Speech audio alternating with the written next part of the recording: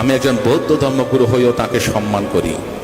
ভগবান গৌতম বুদ্ধ আমাদের বলেছেন, পূজা কুলাবাতে পূজাং বান্দাকু পাটি বান্ধানাং। যারা সম্মানীয় ব্যক্তিকে সম্মান করে, যারা পূজনীয় ব্যক্তিকে পূজা করে, তারা পূজা সম্মান লাভ করে থাকে। নবীজি কিরকম মানুষ ছিলেন আপনারা অনেকে জানেন। অনেকে মনে করেন যে নবীজি খুব কঠোর মানুষ ছিলেন। না, নবীজি হযরত মুহাম্মদ সাল্লাল্লাহু আলাইহি ওয়াসাল্লাম তিনি ছিলেন পয়গম্বর, মানুষের প্রতি অত্যন্ত দরদি।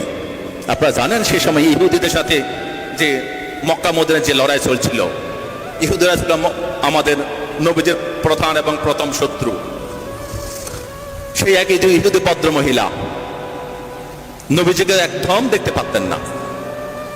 নবীজি যেদিন যে পদ্মরে প্রতিদিন নামাজ আদায় করতে মসজিদে যেতেন, সেই ভদ্র মহিলা কি করতেন? ইহুদি ভদ্র মহিলা তিনি প্রতিদিন দুনিয়ার নোংরা জিনিসগুলো সব রাস্তার মধ্যে রেখে দিতেন। কেন? নবীজি তো উঁচু পা করে নামাজ পড়তে যাচ্ছেন, তার প্রতিমধ্যে যদি ময়লা থাকে তাহলে তার নাপাক হয়ে যাবেন, নামাজ জায়েজ হবে না। সে ভদ্র মহিলা, ইহুদি ভদ্র মহিলা তাই ভাবতেন।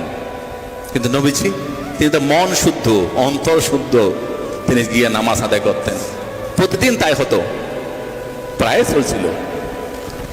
একদিন নবীজি যখন যাচ্ছেন, দেখলেন যে সেই জায়গার মধ্যে কোনো ময়লা নেই, রাস্তা পরিষ্কার। নবীজি ভাবলেন কি হলো, এই ভদ্র মহিলা কোথায় গেলেন, যিনি প্রতিদিন আমার নামাজে যাওয়ার পথে ময়লা ফেলতেন, কাদা ফেলতেন, নোংরা ফেলতেন। তিনি খবর নিলেন তিনি কোথায় থাকেন। চলে গেলেন সেই বৃদ্ধা বুড়ি মার কাছে, গিয়ে বললেন, দেখলেন যে তিনি বিছানায় শায়িত। নবীজি বলছেন, মা তুমি কি অসুস্থ? বলছে, হ্যাঁ বাবা, তুমি কে? বলছে, আমি সেই হযরত মুহাম্মদ, যিনি প্রতিদিন নামাজ আদায় করতে যাওয়ার সময় তুমি নাপাক করার জন্য ময়লা ফেলতে।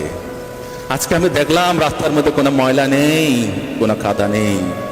আমি বুঝতে পারলাম তুমি আর কোনো ক্ষতি হয়েছে, তোমার কোনো অসুবিধা হয়েছে, তাই তোমাকে আমি দেখতে ছুটে আসলাম। আমি আল্লাহর কাছে দোয়া করছি, মা তুমি সুস্থ হয়ে যাও, তুমি ভালো হয়ে যাও।